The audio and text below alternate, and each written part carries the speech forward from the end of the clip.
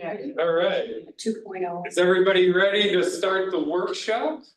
Yay. If we could start though, before we go, before the official meeting, if we can quick do the pledge of allegiance. Before we start. Pledge allegiance to the flag of the United States of America, and to the republic for which it stands, one nation, under God, indivisible, with liberty and justice. Alright. Thank you. We're gonna kick it off to Mr. David Machado for our town hall or training. What do you wanna call it? Workshop. Here we go. So, as you guys know, in previous years, we normally do a joint one. This year we decided to do, one before every meeting. Every meeting this time around. Just to make it a little bit more informal and try to get that conversation going within the meeting. So feel free to stop me whenever, ask any questions. I'll do my best to answer them. If not, we'll be sure to try to get the answer for you from the commission. Or we'll do our best to answer it here. Yeah. So the first part of the meeting, not the meeting, the workshop, we're basically going through the organizational structure of what it looks like all the way from the top. So the governor, the transportation independent rider system, yes, I should start with that. So it goes all the way from the governor goes to the CTD, so the Commission for Transportation Disadvantage. From there, it breaks out between two agreements, the planning agency agreement and the CTD, so the community transportation coordinator. From there, they meet again here at the LCBs, and then from there, it just continues to go down. Depending on the structure of the CTC. In this case, the CTC has a contractor that provides the service, so it continues to dwindle down. So who do we serve? So we serve older adults, persons with disabilities, people low income, or at risk children. Why do we serve them, or why could they ride the service? Medical services, work, school, groceries, and other reasons why they're technically the main one. This is trying to capture the TD program in one slide. A very high level just explanation. So the coordinated system was created in 1979. 10 years later, the legislature created the commission and the TD trust fund, which from there it broke down what the purpose and or what to coordinate, what was needed for the system to be coordinated. And they created these three legs, if you want to call it that way. The CTC, which in this case is Breeze Transit, Sarasota County. There's a planning agency, the official planning agency, which is the MPO, and then you have the LCB, which is all of us here today. And then again, the CTD works with state and local partners to try to coordinate and deliver the system as a whole, try to make it as seamless as possible. And again, that door-to-door service, that's one of the key reasons for this whole service. The Commission for Transportation Disadvantage, so summary of its response. My stroke over here. This is.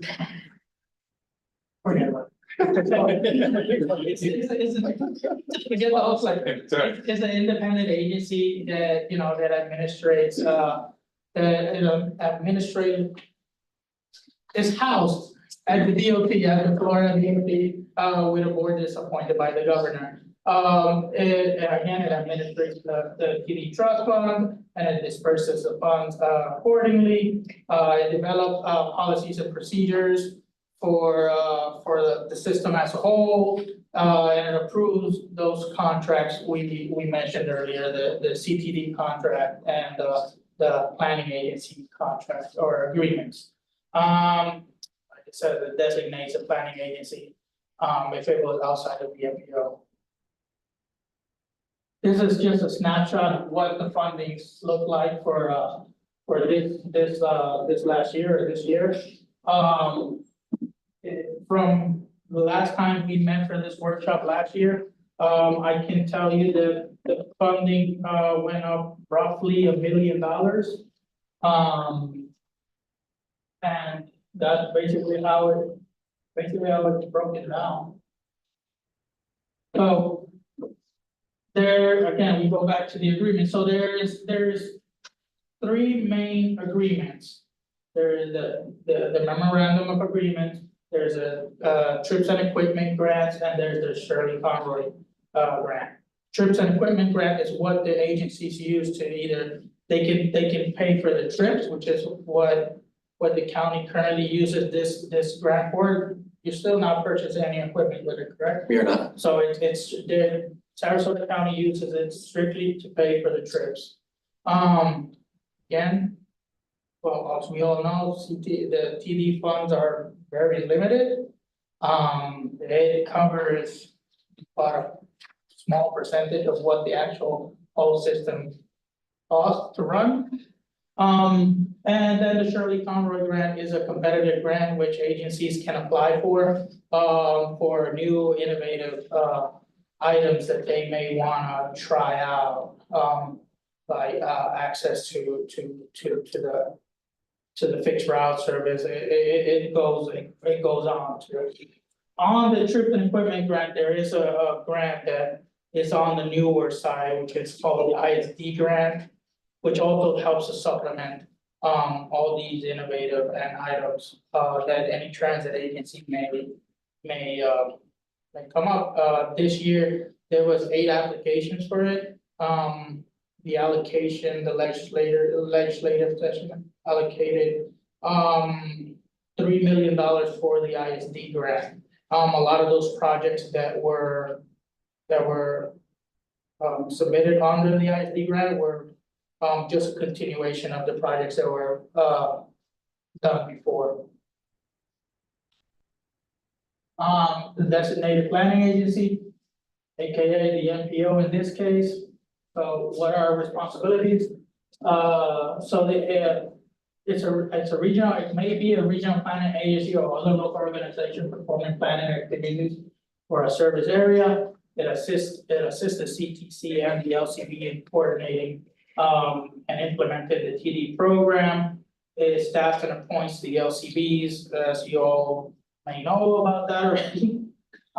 It facilitates the procurement in the case that if we had to do it, in this case, in both our jurisdictions, we're lucky enough that the counties are the CTC, so the procurement process is waived. It supports the CPC and the LCB in developing the TD service plan, the TDSP in short, and it reviews the CTC annual reports and brings it up every year and brings it up to the LCBs as part of the meetings. So what does the LCB do? I think we all know what we do, right? It identifies local services needed. It provides information, advice, and direction to the CTC. So basically, it gives that more personal information of what you guys are hearing within your agency and what you're hearing on the street. It provides that area or that space for where we can have the conversations that we all know we have, or we try to have as much as we can when we meet at least every quarter. And obviously it serves as the advisory committee for the commission regarding its particular service area. Some of the duties, again, it assists, I went over these, but a little bit more in detail. It assists the CTC in establishing eligibility guidelines and priorities, and evaluates the performance of the CTC. It reviews and approves the TDSP and the memorandum of agreement. It appoints the grievance committee, it appoints the evaluation committee. It does the yearly evaluations on those years that the agency isn't being recertified. So last year, Breeze, that time was still SCAD, correct? I think so. So anyway, the CTC at last year, the CTC was being redesignated, so that those years, it obviously it's not required to be evaluated because it's being recertified. It reviews, recommends other funding applications, so basically playing a middleman on what information we're receiving from the state and the federal level that the transit agencies may be interested in, so just moving that information forward. It reviews the strategies of the services being provided in the area, and it's always evaluates multi-county or regional transportation opportunities or needs. So the CTC, there's three ways the CTC can be created. The sole source, which provides all the services, partially brokered service, which contracts some of the services and provides some of the services, and fully brokered, which has a contract for all services. Breeze is fully brokered, so they provide the whole, they have a subcontractor, which Scott here is the representative for them, for MTM Transit. So his team, provides the whole service for the Sarasota County area. Some of the duties, again, like I said, it provides the service, it creates plans, it administrates and monitors, it coordinates, it arranges the full scope of what it takes to provide that CTV, that TD service. And again, it develops a TDSP in conjunction with the LCBs. It prepares again to submit the AOR, prepares and submits the AORs. It recommends the eligibility guidelines and trip priorities to the local coordinating board. You guys can stop me and let me know if I'm going too fast. This is the second time today, so it's kind of in that mode, so you guys can feel free to stop me whenever you want. And okay, so the next three slides are gonna kind of go over last year's TD service. It's hard to separate the service between TD, ADA. We have a Breeze service, a portion of it goes to ADA, a portion of it goes to TD, and a portion of it goes to non-sponsored trips. People are just general public. So on the board, this is our on-demand service. On-demand traditionally had nothing to do with the TD service. We don't bill the FCTD for any of our clients that use the on-demand trips. It is one of our highest performing. They had 280,000 trips. Our other service with Scott here did about 160,000 trips. So they're a large chunk of what goes on. Right now, there's issues with eligibility of, I have this individual A that is eligible. I know that very well for Scott's services, but I don't have a good way to transfer that over to the on-demand side. We do have a TD rate for them, which is $1.25 versus the $2 versus $1.50. It's discounted from the $2 that it typically would be. So if they are qualified on one side, I'm able to get that list to that vendor. And then they're able to identify those individuals and give them a discounted rate on our on-demand as well. So we don't track the TD trips on there because we don't have that much technology in the mix of it, or the ability to talk back between the two services. But for the ones that I can get back and forth, we do have a TD rate for them. Go to the next one. This is like a really silly question. Yeah. So when you do the on-demand, is it $2 per rider or $2 per trip? Ryder, Okay, I was just in my head, I'm sorry. That makes sense. so this is the services that Scott manages. This is the Breeze Plus. And it does all of our ADA, which is the federally mandated service we have to provide around a fixed route service. And then we have the TD program that the state sponsors. If you look on there and you actually add the numbers up, about 60,000 of those trips are the actual TD trips. Those 60,000 trips, just for a ballpark estimate, run the service about $50 to provide each one of those trips. And then the TD reimburses us maybe 48% of that cost. So for every TD trip that we do provide, the TD, FCTD does not recoup that entire trip. And then once we're beyond that, we still provide TD trips at the sole cost to the county. So as an example, for last year, round numbers, it was the TD commission gave us just a little over $1 million in reimbursement. But we spent upwards of 2.2 on just TD trips alone. So there's a large gap between what the FCTD can provide and what the community needs. And that going forward is going to get very important, especially now that COVID money is starting to run out in certain places. Go from the top right and go clockwise. The monthly ridership on this does not show seasonality as much as our on-demand services do, because this specifically is for the residents. So it's constant, 150,000 completed trips. That does not count stuff like people that had called and canceled late. Those are actually the number of people that we picked up and took somewhere and dropped them off. The number is higher if we go into this person called, made a trip, and then canceled at the last minute, or got there and it was a no-show. Those are still trips that we put efforts towards, but we don't show them as a trip that we're taking. Wednesdays still our strongest day of the week, Saturday and Sunday being the weakest.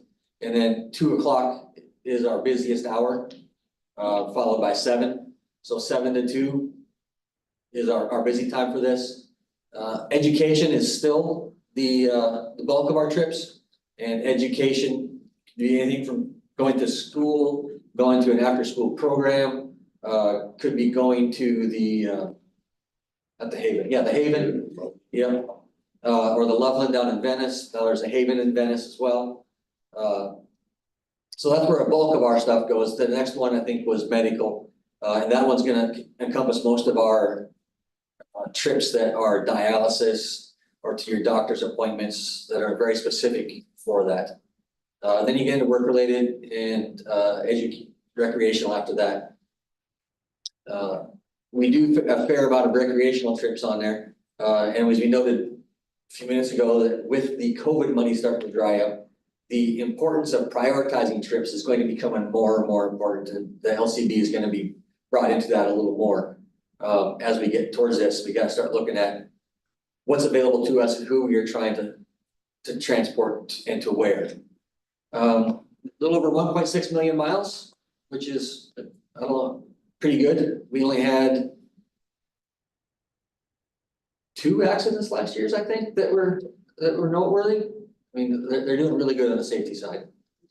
Would you go to the next one?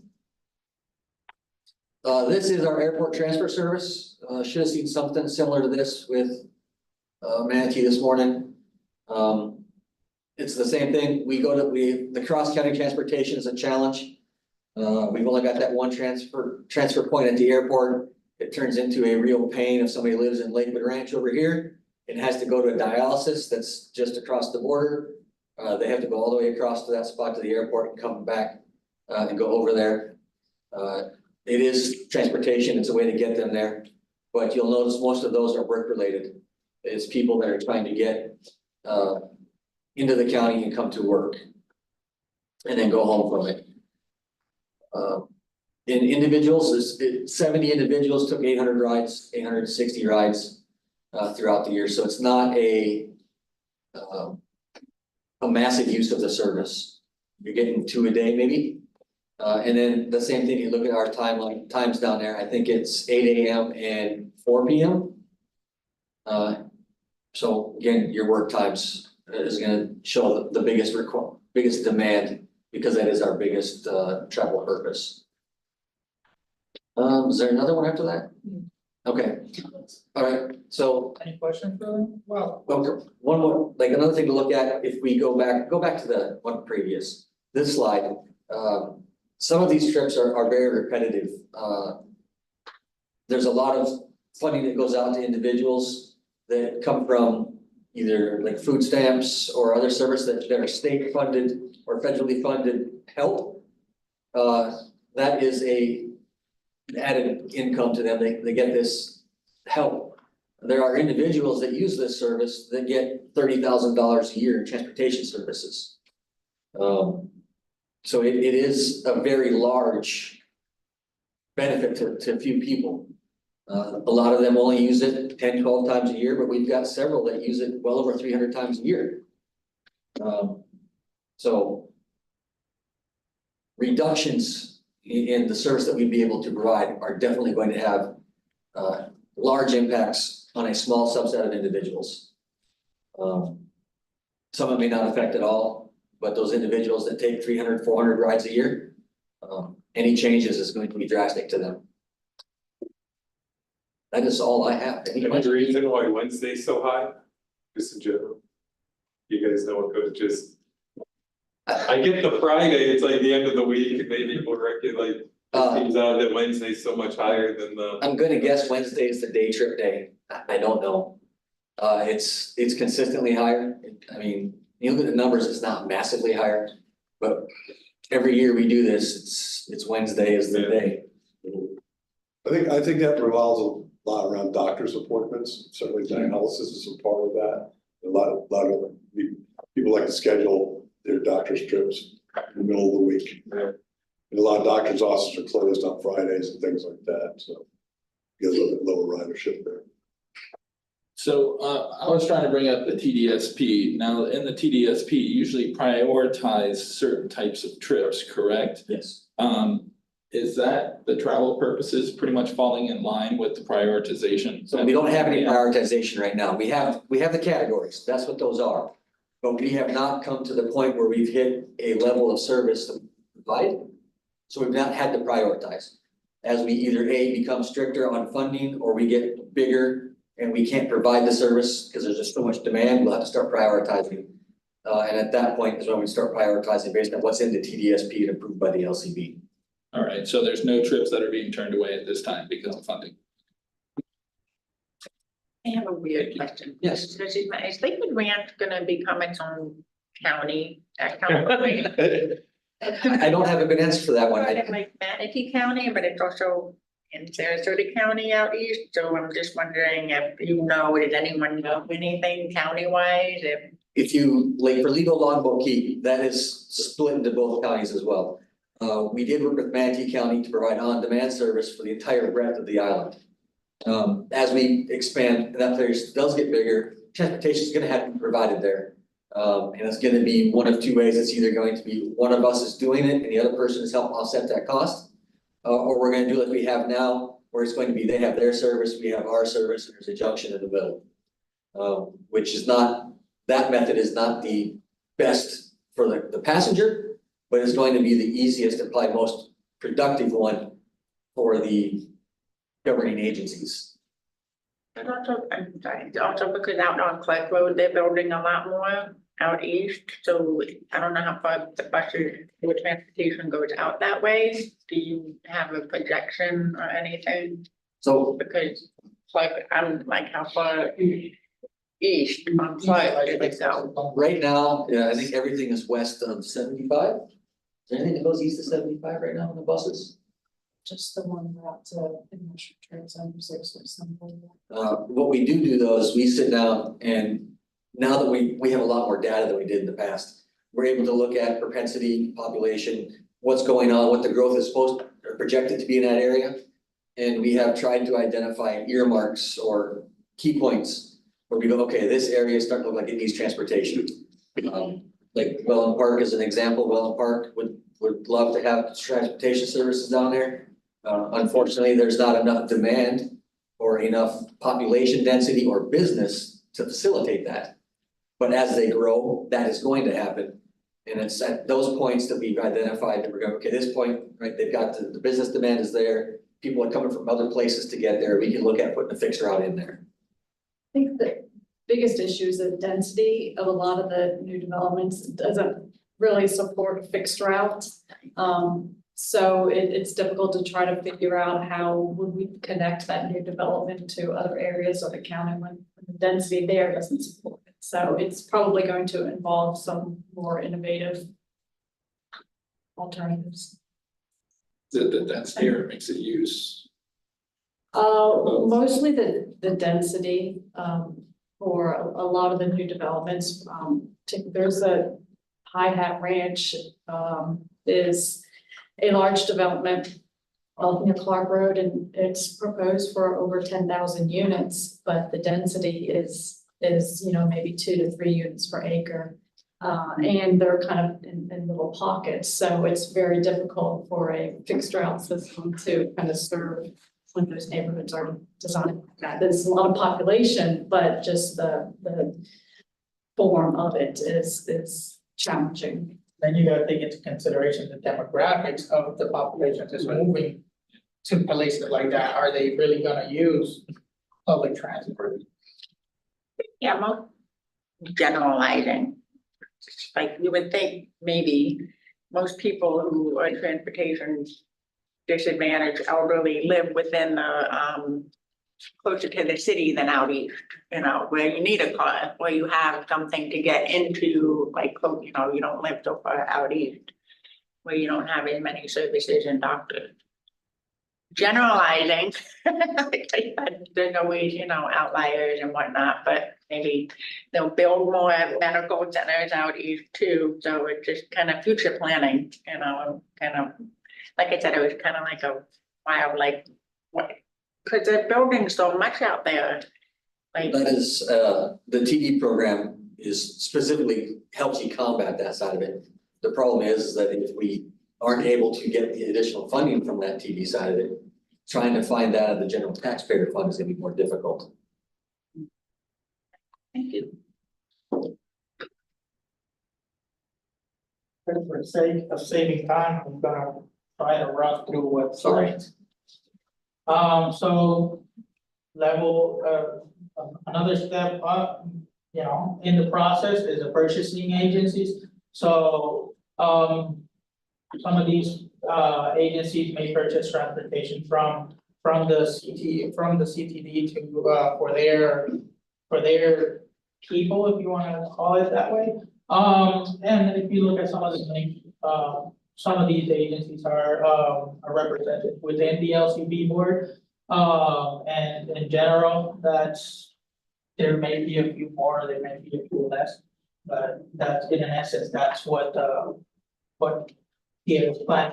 purchasing agencies are.